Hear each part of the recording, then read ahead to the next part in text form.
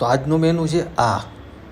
તો તાંજળિયાની ભાજી કાપી લીધી, ટમેટાં સુધારી લીધા, લસણ સુધારી લીધું, અને આ બાજુ કઢી માટે થઈને છાશમાં ચણાનો લોટ નાખીને એને મસ્ત મિક્સ કરી લીધું.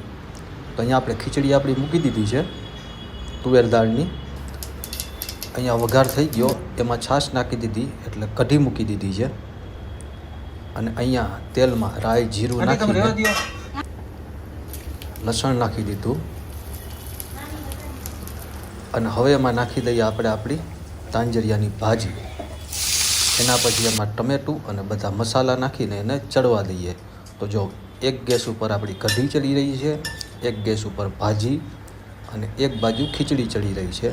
તો આમાંથી એક ગેસ ખાલી થાય એટલે આપણે ભાખરી મૂકી દઈએ કરવા. તો કઢી, તાંજરિયાની ભાજી અને ખીચડી બની રહ્યા છે. તો જો આપણી કઢી બની ગઈ મસ્ત મજાની તૈયાર. અહીંયા તાંજરિયાની ભાજી તૈયાર થઈ ગઈ છે અને ખીચડી થઈ ગઈ છે, ભાખરી થઈ ગઈ છે. તો હાલો બધા જમવા.